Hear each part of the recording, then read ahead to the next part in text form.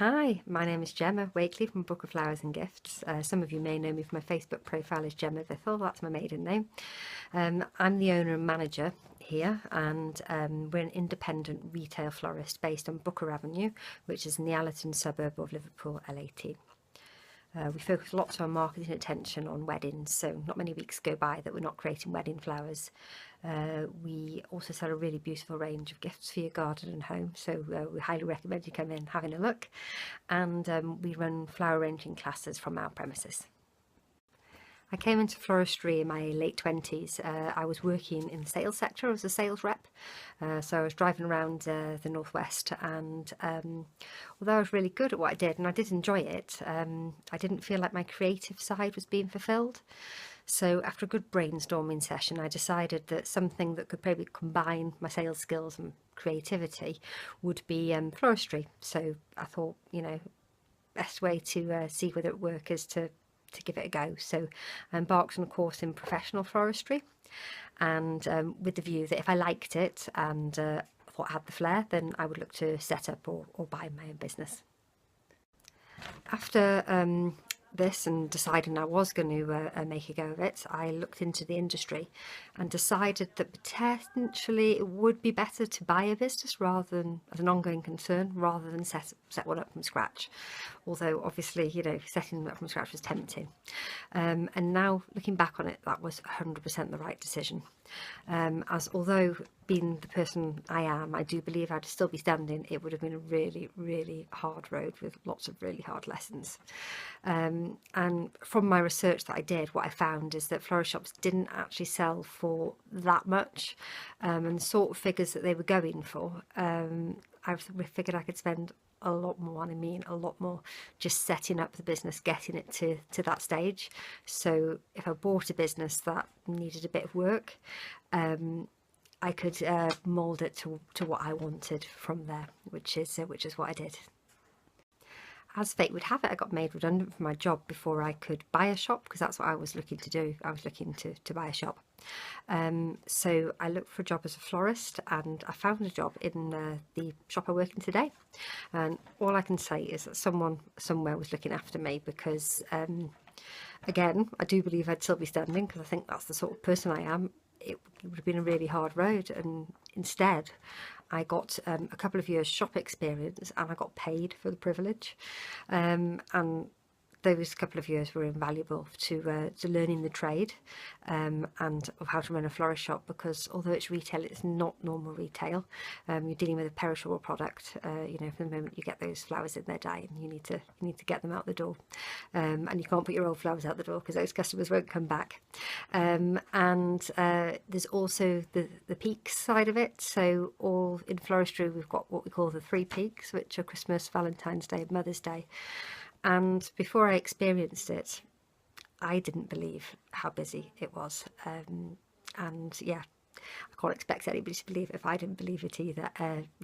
It's mania. And yeah, so to have a couple of years getting paid for the privilege, learning how to deal with that was, really, really, really good. Since I bought the shop in 2010, I've grown the turnover by 3.5 times.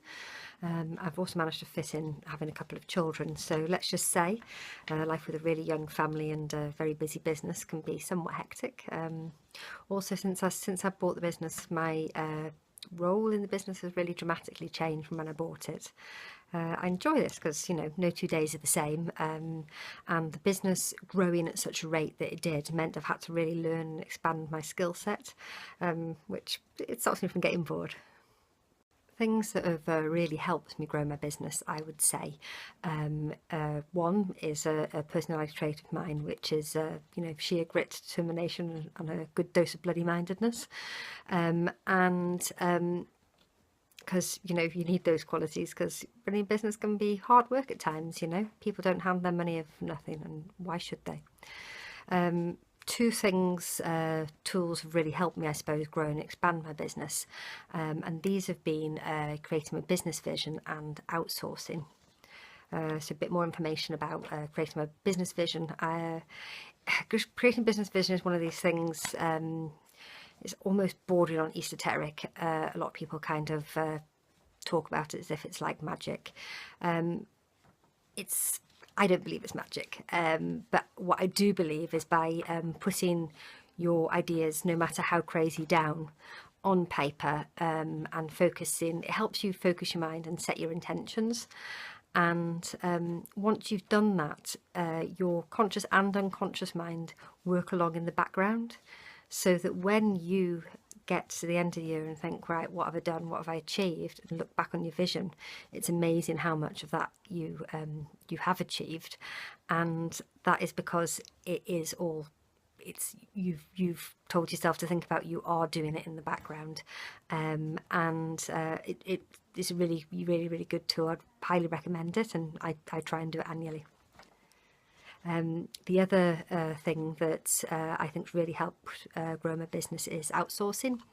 It's something that I think I came to start doing because I'd read a blog post by Claire Mitchell. Some might know the Girls Mean Business. She has a big Facebook group, and her blog post talked about outsourcing and how you're not necessarily the right person for the job, and you know that you need to free your time so you can get doing more of what you are good at. So yeah, it's that rang true for me. So I thought, I was running myself ragged. I had so many jobs to do. My to-do list was getting moved on to next list. I was writing to-do list to to-do list. So I decided, right, I've got to shift some stuff out. So, it was really worrying for me, because as anybody, I suppose, is that when you delegate or outsource something, you worry that it takes as much time, if not more time, to teach somebody to do things you've been doing. And then not only want you to teach them, then you've got to check them and keep an eye and make sure they're doing it properly. And you just think, oh, I don't have time for that. But I would say, yeah, you need to take that leap of faith, and you need to do it, because your to-do lists are only going to get bigger, and you're never going to finish them. So the way I found the VA who I currently work with is I got onto my local Bizmums Facebook group, and I asked for recommendations. Within minutes I had a good few recommendations. One person in particular name kept coming up, and that was Alex from Swift VA. So I contacted her, and we've had a good working relationship ever since. Yeah, it was really nice to have somebody who she worked at high levels. So yeah, of course you do check things sometimes, but if somebody's working at a high standard, you don't have to check them very much, which is great. And because she's used to working at a high level, she's also got ideas and brings other ideas into the equation. So maybe does things that you haven't thought about, which is fab. And because she's focusing her attention and spending the correct amount of time on doing things, she's doing the job better than you. So yeah, I'd highly recommend outsourcing. The biggest challenges facing my business today, one is quite topical, I suppose. It's trying to stay profitable in the light of the current state of the pound against the euro, and the instability caused by Brexit. So because of a lot of flowers are traded in euros, you can be in a position where you're increasing your turnover, but your profits getting eaten into by the rising cost of the flowers, and you may not be able to increase your prices. The other challenge that I think is the stage of business I'm at, is that I've got to it's a personal one, really, not forgetting about me and why I came into the business and what benefits I think I should have as a business owner. So making time for me, being able to go off and do things that I want to do, rather than being a bit of a workaholic, which I am, but trying to make sure you carve a bit of time out for myself. I think it makes you a better business owner anyway, but yeah, I have to keep reminding myself of that. I'm in a great position in my business at the moment. I guess that my current aspirations aren't solely driven by money. I'm paying myself enough from the business, and the whole thing isn't about trying to make as much money as possible. If, as a consequence of what I'm doing, I earn more money, well, that's great. That's, yeah, that's good. But I'm trying to make sure as a business we do more things that we enjoy, not just running the treadmill or the hamster wheel, so to speak. I discovered Bizmums in 2015 after having my second child.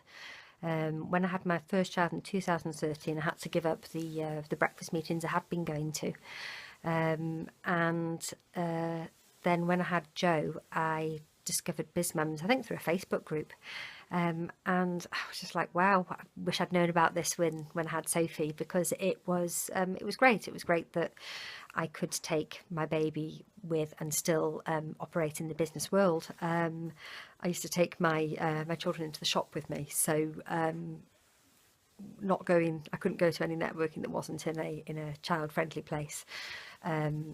And the fact it was during business hours, avoiding school runs, all that sort of thing, all helped. And what I found there was, a group of really nice women. Obviously, yes, they're business women, but they were keen to sort of like, help out and yeah, I think I really enjoyed that. So I've been going ever since.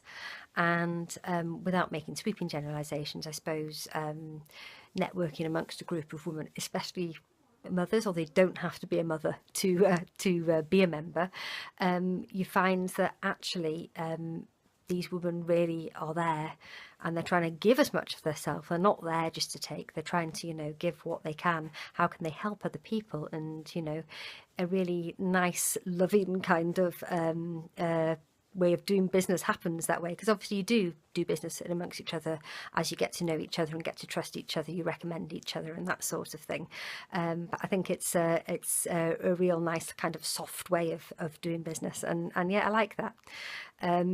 The other thing is as a seasoned business owner, I kind of feel like it's my duty to get out there and help people, and give my advice where I can, and I think Bizmums allows me to be able to do that, and obviously also in turn I get out of it too if I need to bounce ideas off people, that sort of thing. Running a business can be lonely at times. So, being able to speak to other business owners is really good. And yeah, if you're a mum in business or a woman in business, I would really highly recommend going along to one of your local Bizmums groups and seeing what it's all about.